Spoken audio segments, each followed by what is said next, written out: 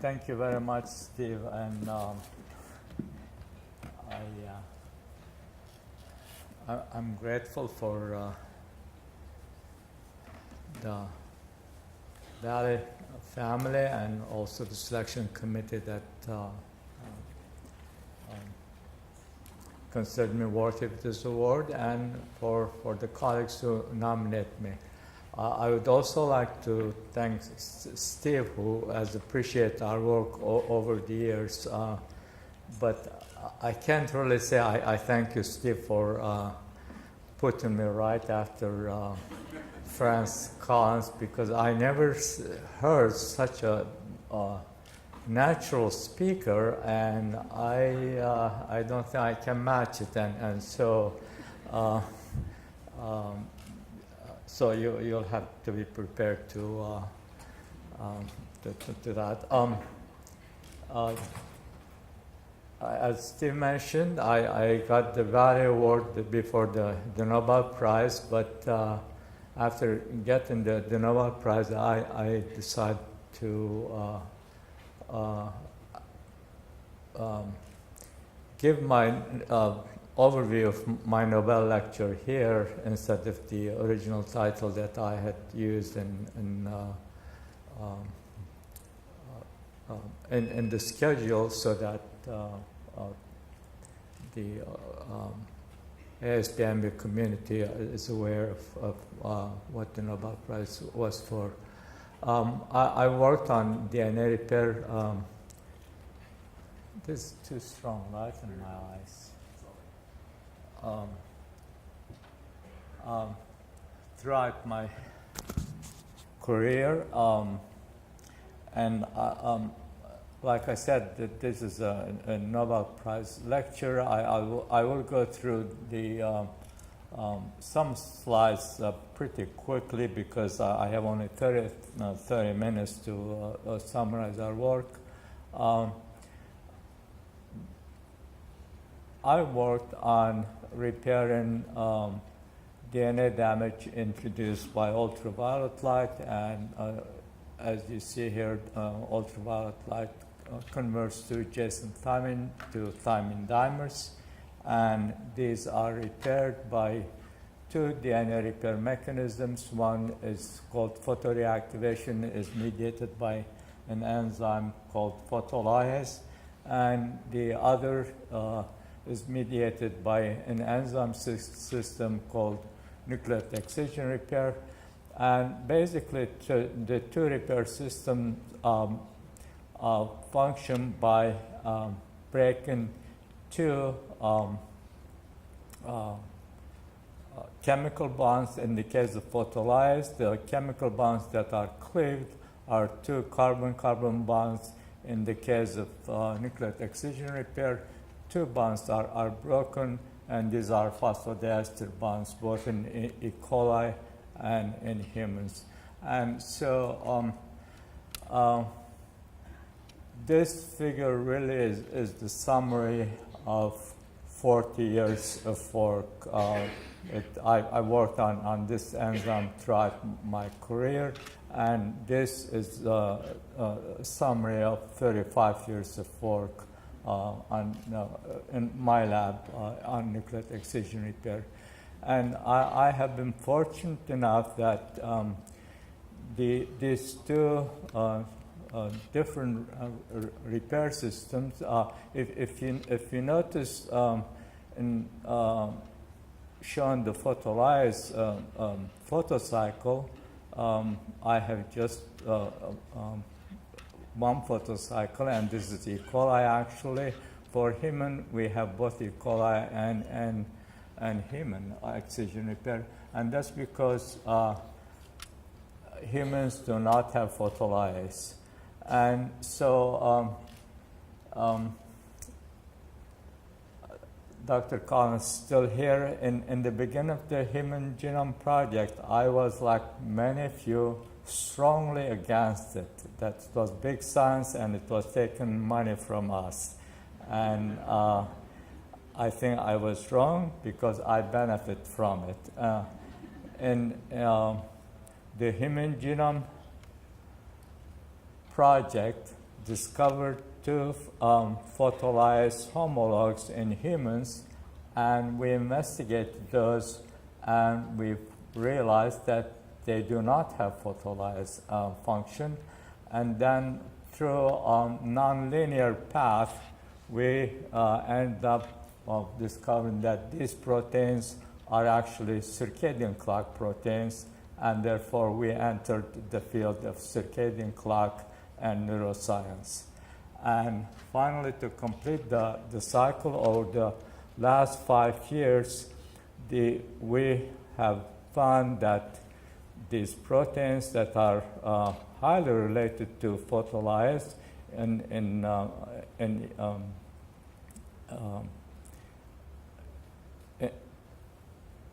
mouse and humans regulate the circadian clock, and the circadian clock regulate nucleotide excision repair, thus completing this cycle. Like I said, I've worked on photolyzed for 40 years, and my time is limited, and I will go through that quickly.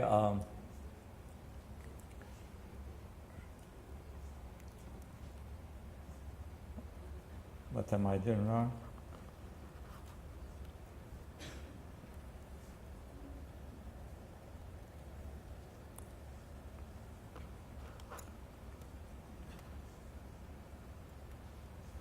What am I doing?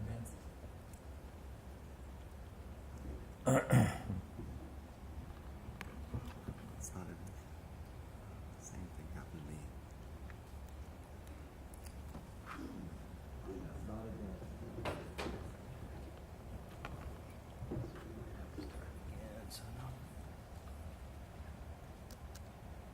Okay. Try the space bar.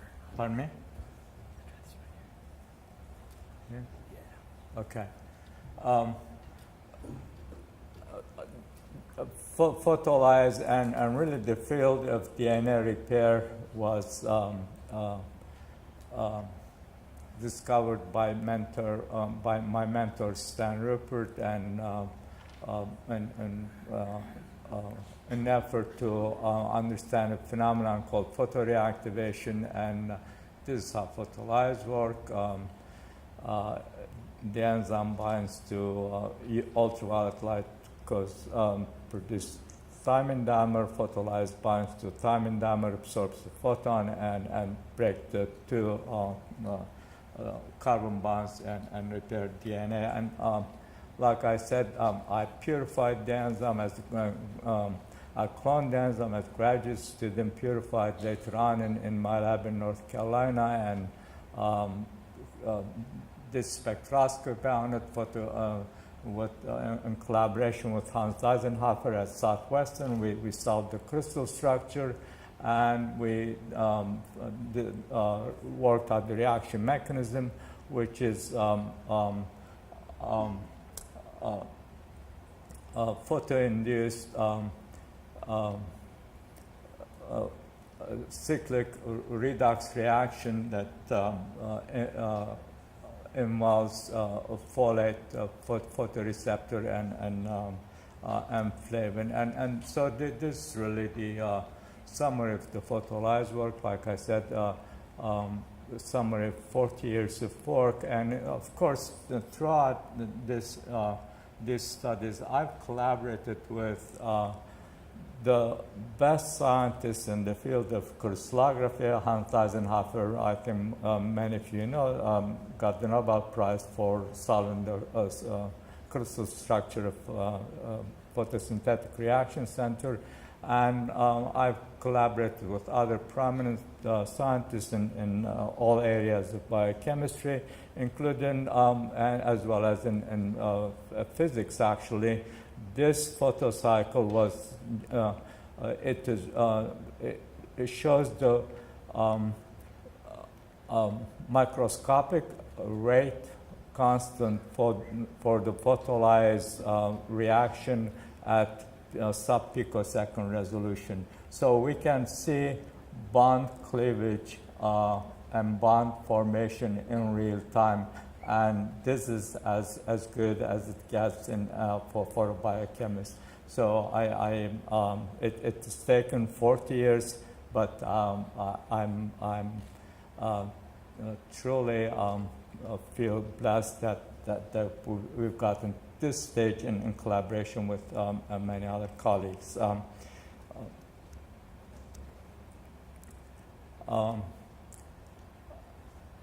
Like I said, our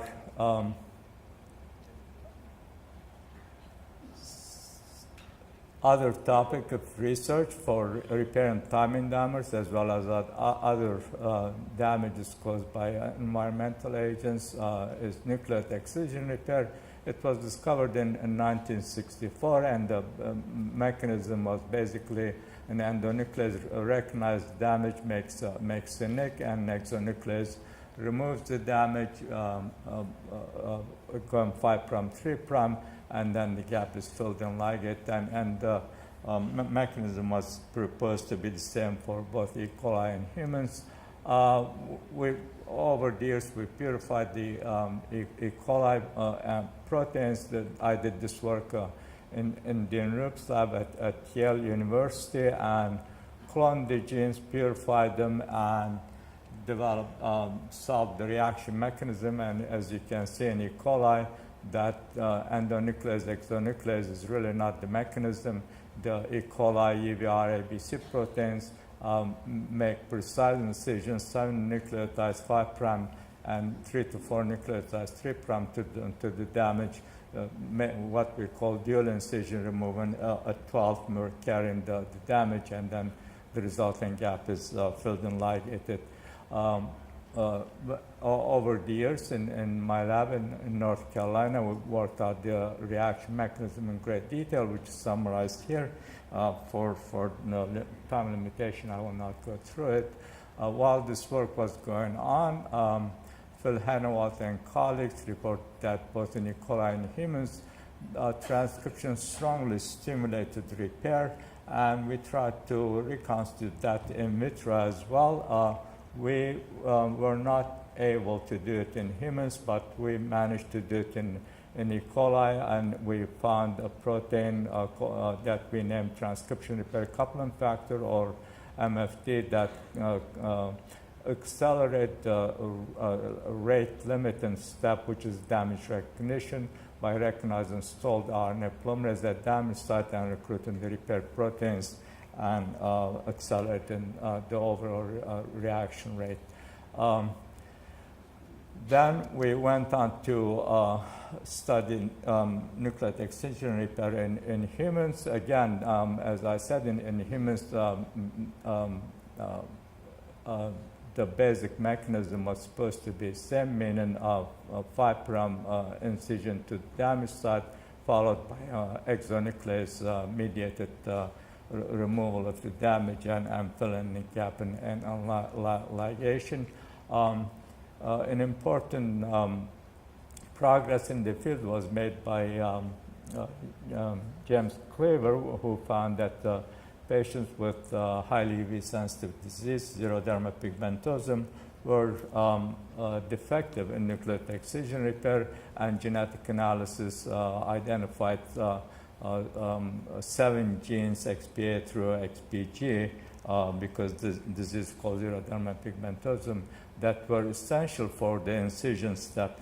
So we set out to investigate the human excision repair like we did in E. coli, but instead of going through the genetic pathway, meaning cloning and then purifying the proteins, we decided to use our expertise in studying nucleotide excision repair to apply biochemistry to define the system. This is a patient with xeroderma pigmentosum.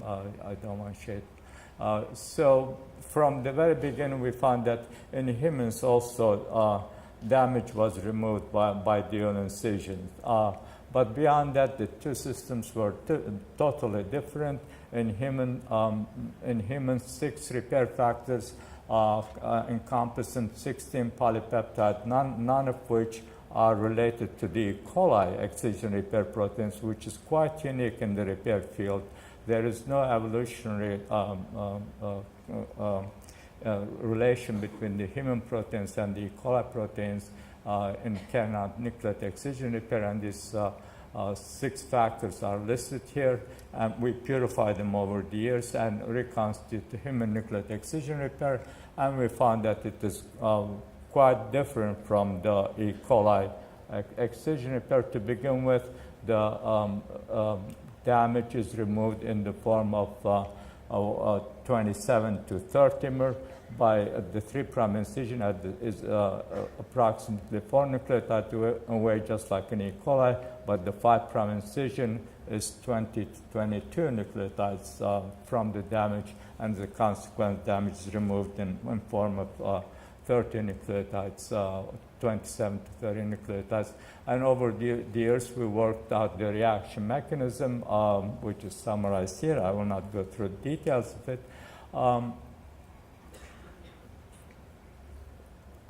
Throughout all this work on both E. coli and human nucleotide excision repair, we always were concerned with the removal of damage. Neither us nor anyone else asked what happens to the excised oligonucleotide. And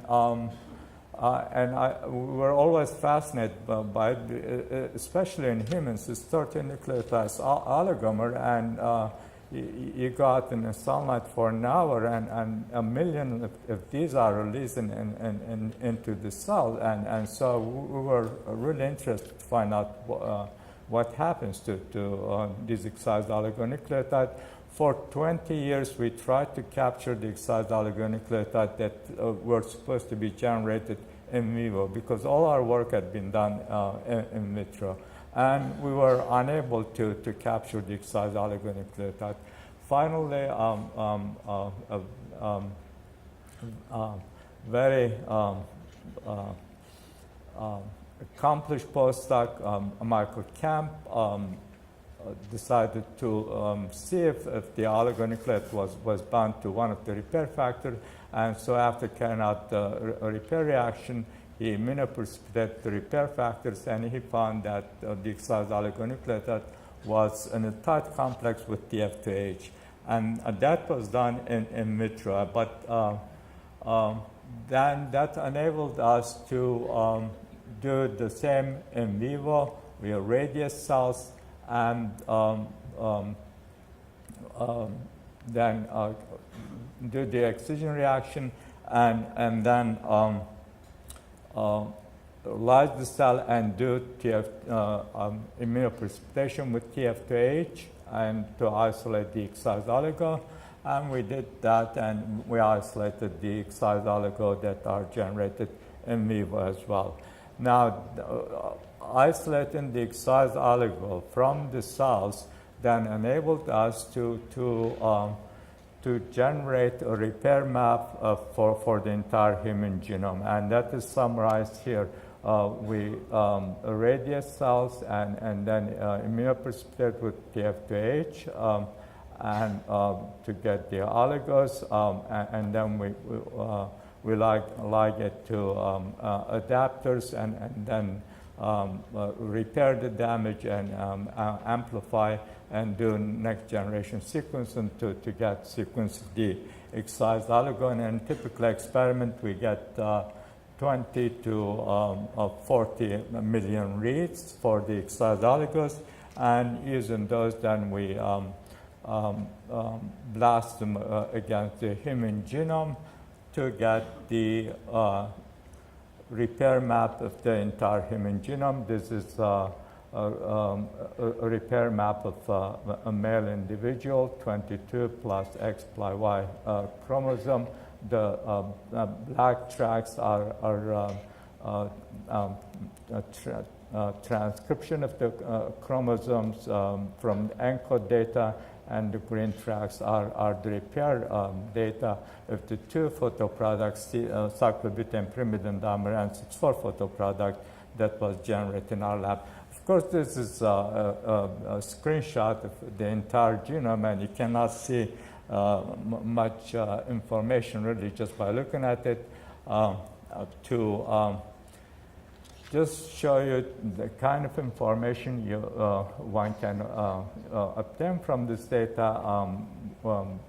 As an example, here we're looking at chromosome 17, which carries P53 gene, and specifically we're asking the question, there's a P53 is here, and there is a hotspot in P53 at a very unique position. And we asked how this hotspot is repaired by nucleotide excision repair. This is at megabase resolution. This is the RNA of plus and tracks of plus and minus strand. And these are the repair tracks of minus and plus strands. And so this is the kilobase, megabase resolution, kilobase resolution. Here is the P53 gene going in this direction, and this is the transcribed strand, and this is the non-transcribed strand. And when you look at the repair of CPDs, I've seen many striking results in my career, but I cannot describe to you the excitement that I had when I saw this. It's incredible. There is no repair whatsoever, zero, in the non-transcribed. This is the non-transcribed strand. This is the transcribed strand repair. There is no repair whatsoever in the non-transcribed strand. And so this is the kind of information one can get from genome-wide analysis of the repair data, and we can go a step further. This is the hotspot for mutation in skin carcinogenesis at this position 7,577,150 and so on, timing.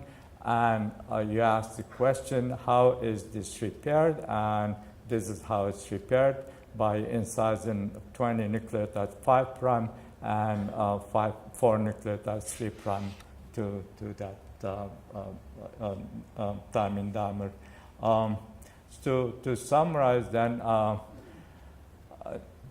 nucleotide excision repair is initiated by dual incision both in E. coli and human, and genetically controlled. Again, I want to emphasize this point because if you're not in the field, not too many people know. All other repair systems are conserved from E. coli to humans, but nucleotide excision repair is absolutely, it's convergent evolution. There is no conservation. So the UVR genes and XP genes are totally unrelated, but it is convergent. It is dual incision mechanism. In E. coli is 12. In humans is about 30 nucleotides. And following excision, the repair gap is filled and ligated. And like I said, the really exciting, from our perspective, important and new progress we made. The paper was published about a year ago, actually, in May of last year. We now have a high-resolution map of the human genome.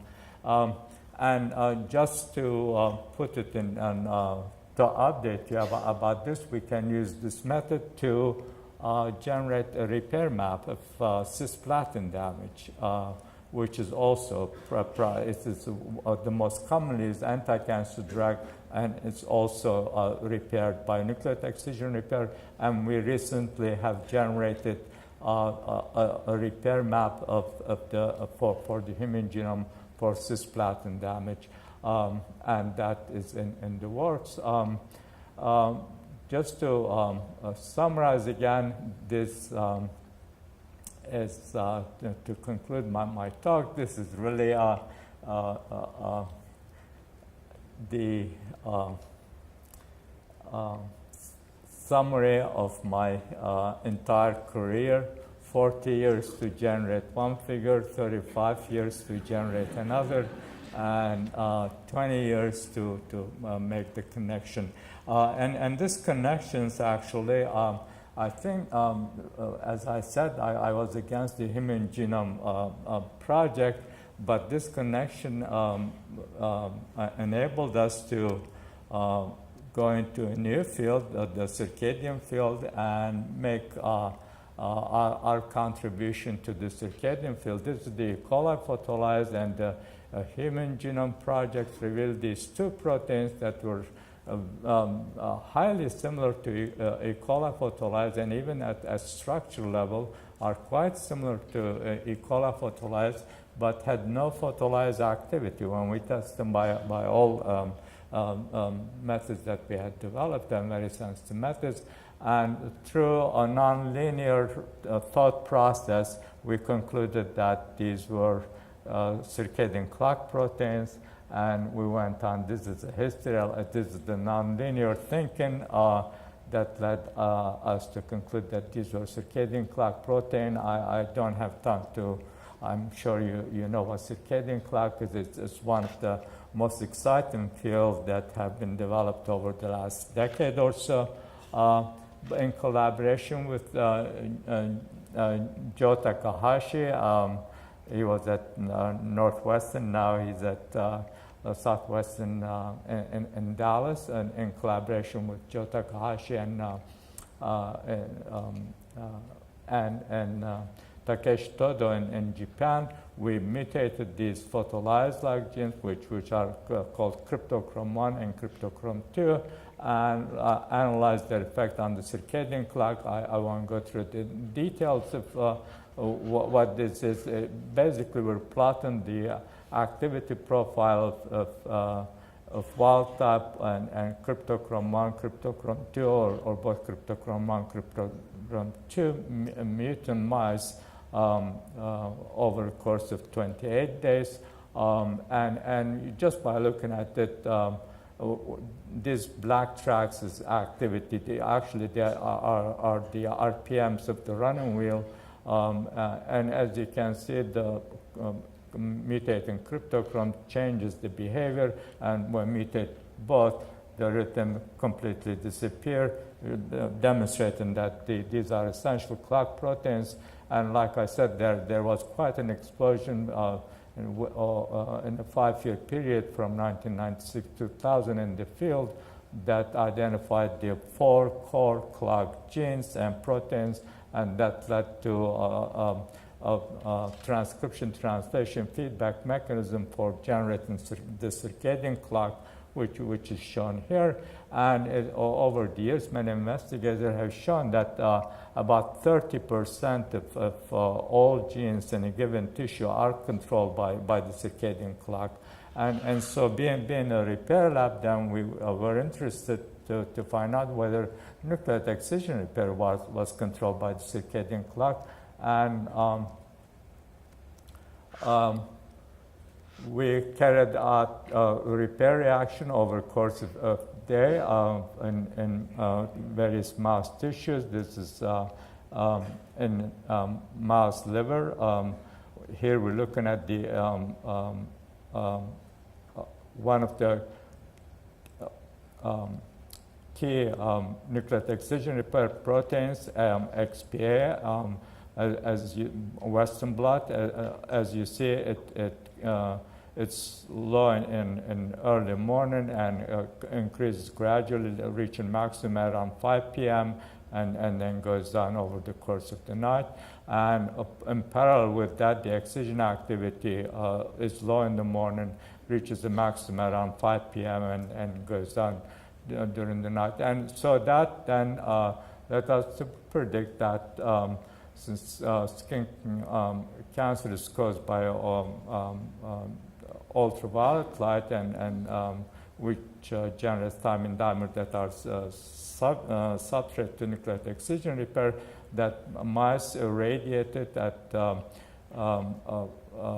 5 p.m. when repair is high would be more resistant to skin carcinogenesis compared to mice that were irradiated at 4 to 5 a.m. when repair is low.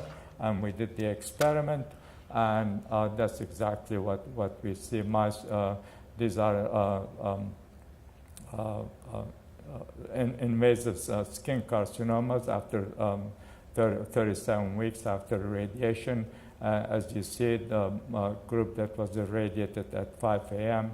Has about 4 to 5-fold higher frequency of invasive skin cancer compared to mice that were radiated at 5 p.m. Again, this is the summary of a lifetime work. Of course, this people express this in various ways. We are on the shoulders of giants, or science is not done in vacuum, and these studies were not done in vacuum while we're doing our work. This is my group, of course. These are people who are doing the work, but over the years I've had many talented students and postdoc working in my lab, but I specifically want to acknowledge my mentor, Stan Rupert, who has been a mentor lifelong for me and who introduced me to the repair field. And of course, my collaborator. I've been very fortunate to have the best scientists in their field to collaborate with me in addressing this issue. But also what is not often recognized, this was not done in vacuum. While we were doing our work on photolysis, on excision repair and circadian clock, all these scientists generated ideas, reagents, and concept that they shared with us, and that has contributed to our current state of knowledge. With that, then, I thank you very much, and I will take questions.